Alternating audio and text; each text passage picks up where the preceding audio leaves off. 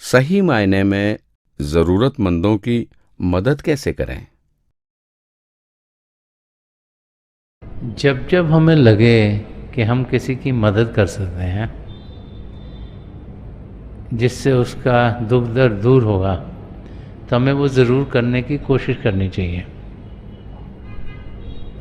कभी कभी ऐसे होता है कि आप मदद करना भी चाहें तो आप कर नहीं पाते।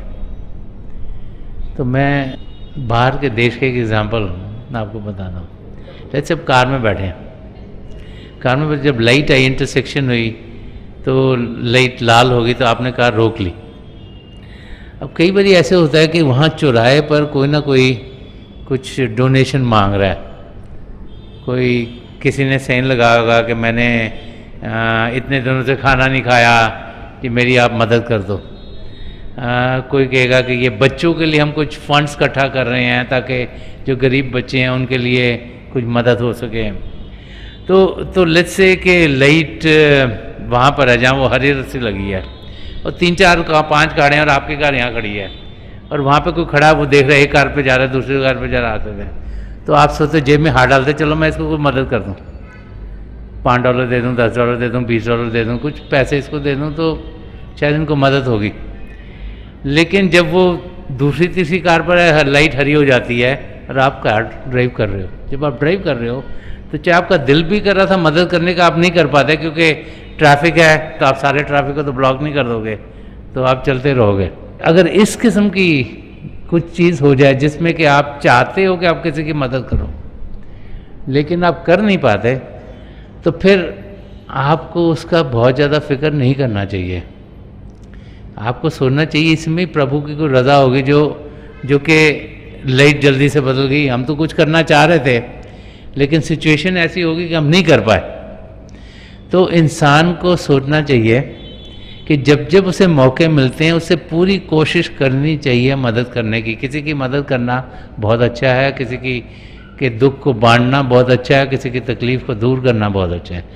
लेकिन अगर हमारी इंटेंशन अच्छी भी, हम करना भी चाहें और किसी कारण हम नहीं कर पा रहे, तो फिर अपने आप को तकलीफ़ नहीं देनी चाहिए। यही सोचना चाहिए कि हम चाह रहे थे मदद करने के लिए बट कर नहीं पाए, तो हमें अब जो करंट क्षण है उसमें जीना है, इसका फ़ायदा उठाना है। ये नहीं सोचना कि ओहो ये क्यों हो गया, ये क्यों हो गया, ये क्यों हो गया। तो हम जो अब का क्षण है उसको प्रभु की ओर लगाएं, उसमें किसी के मददगार हों और कोशिश करें कि जब भी कुछ कर सकें किसी की ज़िंदगी को बेहतर करने के लिए, किसी के दुख दर्द को हटाने के लिए, तो इंसान को पूरी पूरी कोशिश करनी चाहिए कि वो किसी का मददगार हो। लेकिन अगर पूरा अपना जैसे कहते जोर लगाकर भी इंसान को करना चाहे और नहीं हो पा रहा, तो फिर सोचना चाहिए इसमें प्रभु की कोई रज़ा होगी और जो हमारी बाकी ज़िंदगी है उसे हमें सही सलामत चलाना चाहिए। हम अपने अंदर प्रभु के प्रति शुक्राने के भाव को कैसे जागृत कर सकते हैं? इंसान अपने आप के अंदर जो शुक्राने का भाव है उसको तभी बढ़ा सकता है जब उसको ये समझ में आ जाए कि उसकी ज़िंदगी प्रभु के हाथ में है। इन संदर्शन सिंह जी महाराज ने फरमाया कि नफस नफस मुझे लाजिम है शुक्र का सजदा, कि मेरे दोस्त का ऐसा है ज़िंदगी मेरी। तो कह रहे हैं कि हर एक सांस में मैं अपने दोस्त, अपने मित्र, अपने सदगुरु या पिता परमेश्वर का शुक्रिया अदा कर रहा हूँ कि उनके कारण ही ये ज़िंदगी हमें मिली है। तो जब हम उस अवस्था में पहुँचते हैं, जब हम ये रियलाइज़ करना शुरू कर देते हैं कि ये सृष्टि जिसमें कि अब हम इस फिज़िकल वर्ल्ड में हैं और इसमें हम इस धरती पर हैं और कई गैलेक्सीज़ हैं, एकदम छोटा सा पार्ट है, और यहाँ पर कई 84 लाख जिया जून है, 84 लाख अलग अलग किस्म की योनियाँ हैं जिसमें कि हमारी आत्मा जा सकती थी। जब इंसान को सही मायने से वो रियलाइज़ हो जाता है तो फिर उसको ये तो समझ में आती है कि कितनी खुशकिस्मती है हमें ये मानव चोला मिला है।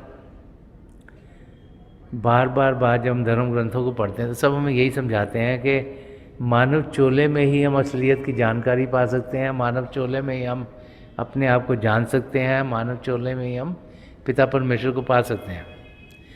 तो जब 84 लाख जिया जून में से ये सबसे उत्तम एग्जिस्टेंस हमको मिली है, जब ये इंसान सही मायने में रियलाइज़ करता है, जब रियलाइज़ करता है मैं शरीर नहीं मैं आत्मा हूँ, वो जनरली तब रियलाइज़ करता है जब किसी पूर्ण महापुरुष की उस पर नज़्र करम होती है, उसे नाम की देन मिलती है, उस शरीर से ऊपर अंदर की दुनिया में प्रवास करनी शुरू करता है, उड़ान करनी शुरू कर देता है।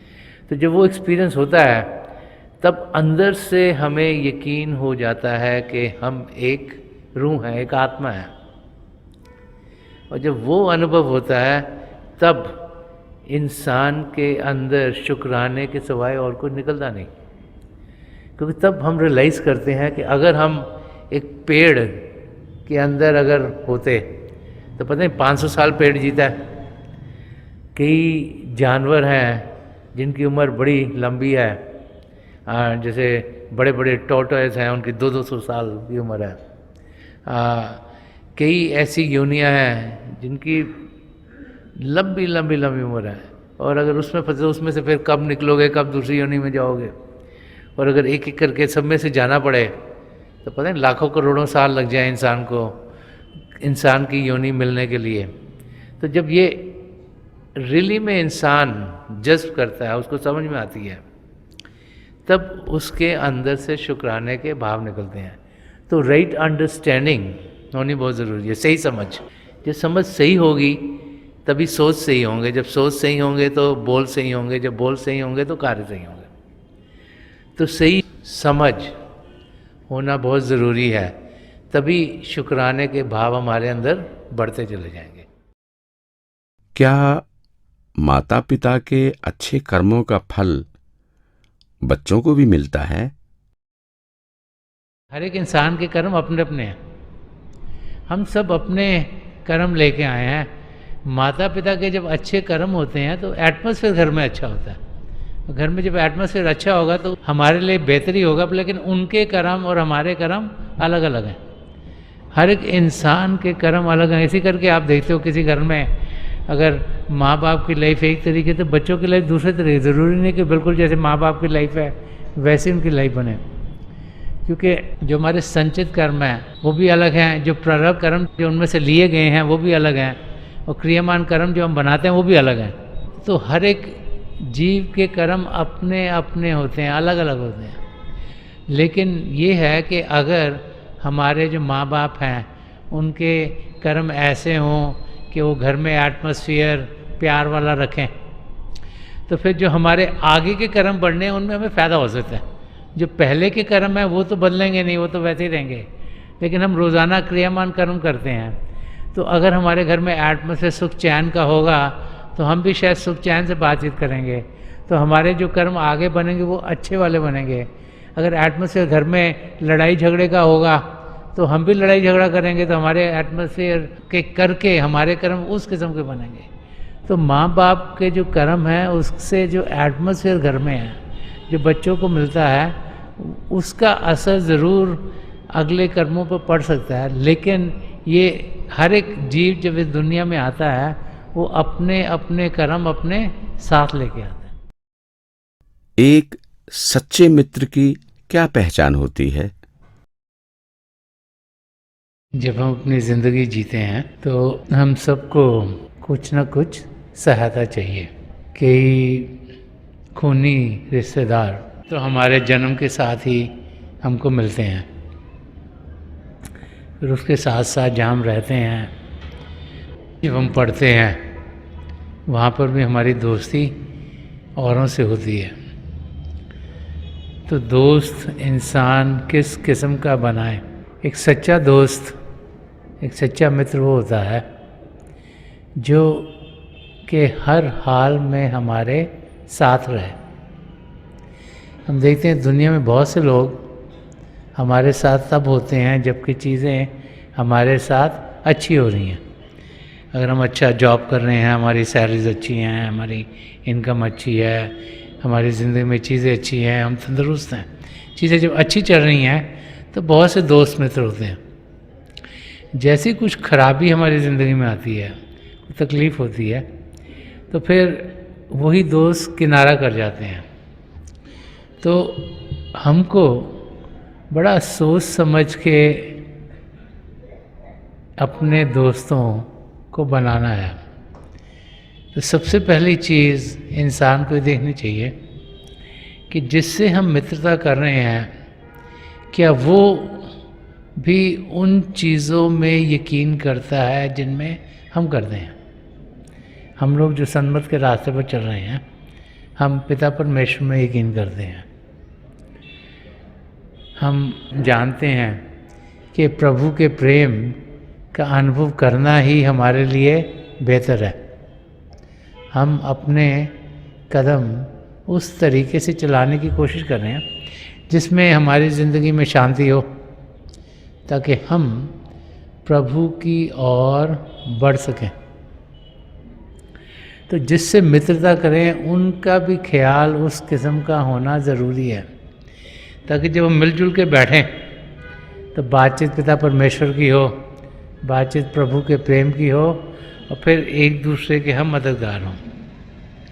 दूसरी चीज़ देखने वाली ज़रूरी ये है कि जिससे हम मित्रता कर रहे हैं, क्या वो सही दिल से हमारा ख्याल करते हैं, क्या वो चाहते हैं कि हमारी ज़िंदगी बेहतर हो। तो समय के साथ साथ हमें मालूम होना शुरू हो जाता है कि कौन है जो हमारे संग रहते हैं और कौन है जो कि सिर्फ उस समय हमारे साथ रहते हैं जब चीज़ें बेहतर हों। तो ये एक्सपीरियंस के साथ, समय के साथ ही इंसान जान पाता है। वो भाई बहन जो सच्चे मित्र हैं, जो अच्छे मित्र हैं, वो हर हाल में हमारी सहायता करेंगे, हमारे अंग संग रहेंगे। तीसरी चीज़ देखने की ये ज़रूरी है, खासकर हम लोग जो भजन अभ्यास करते हैं, कि हमारे मित्र भी भजन अभ्यास करने वाले हों। अगर हम शाकाहारी, वो भी अगर शाकाहारी होंगे, तो फिर जब भी हम मिलेंगे चीज़ें हमारी सिमिलर होंगी और उन चीज़ों को करने के लिए हमारा ध्यान ज़्यादा पड़ेगा। तो वो लोग जिनका ध्यान भी परमार्थ की ओर है, वो लोग जो के भजन अभ्यास करते हैं, उनसे अगर दोस्ती होगी तो हम देखेंगे कि ज़िंदगी में हलचल कम होगी और शांति पूर्वक हमारी ज़िंदगी गुजरेगी। क्या ध्यान अभ्यास लेटकर भी किया जा सकता है? लेट के भजन अभ्यास तब करना चाहिए जबकि हम बैठ के ना कर सकें। लेट के जब इंसान भजन अभ्यास करता है तो उसको नींद आने की संभावना ज़्यादा है। तो ज़्यादातर अभ्यास बैठ के किया जाता है, बैठ के करना चाहिए। अगर किसी कारण आप बड़े थके हुए हैं या आप बीमार हैं, आप उठ नहीं पा रहे, तो आप लेट के भी अभ्यास कर सकते हैं, उसमें भी हमें अनुभव होते हैं। लेकिन अगर हम बैठ सकते हैं तो बेहतर है कि हम बैठ के करें, क्योंकि जब इंसान लेटता है तो फिर नींद आने का चांस है। और जो मेडिटेशन करनी तो एक्टिव है, अगर नींद आएगी तो हम फिर सही तरीके से मेडिटेट नहीं कर पाएंगे, ध्यान टिका नहीं पाएंगे।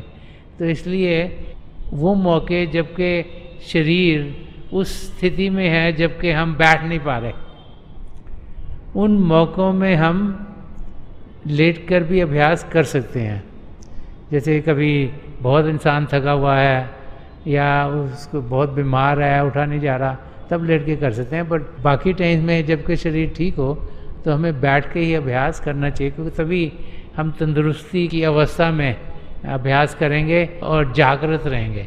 क्योंकि मेडिटेशन करना एक्टिव होना है, और क्योंकि हम कॉन्शियस होना चाहते हैं कि हम ध्यान टिकाएं। तो जब भी नींद आने का मौका हो उससे हमें दूर जाना चाहिए। तो ज़्यादातर अभ्यास बैठ के ही करना चाहिए, लेकिन अगर कोई ऐसा मौका हो जब आप बैठ नहीं पा रहे तो लेट के भी आप अभ्यास कर सकते हैं।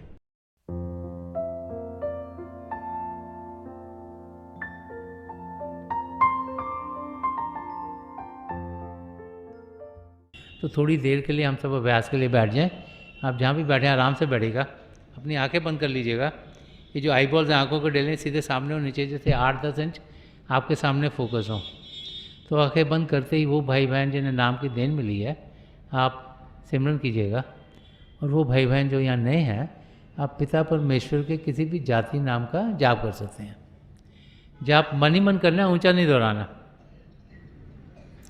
आपके सामने रोशनी खुलनी शुरू हो जाएगी। शुरू में हो सकता है रोशनी के चिन्ह हो, रोशनियाँ टिकी हुई हों, रोशनियाँ किसी भी रंग की हो सकती हैं, लाल, पीला, नीला, हरा, संतरी, सफ़ेद, कोई भी रंग हो।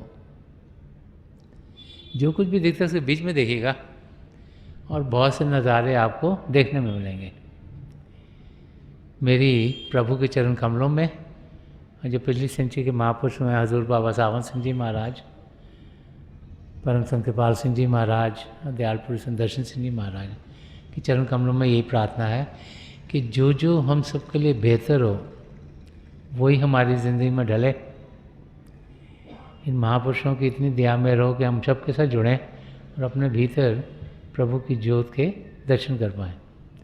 थोड़ी देर में मैं आपको इस बैठक से उठाऊँगा और मेरी शुभकामनाएं आप सबके साथ हैं।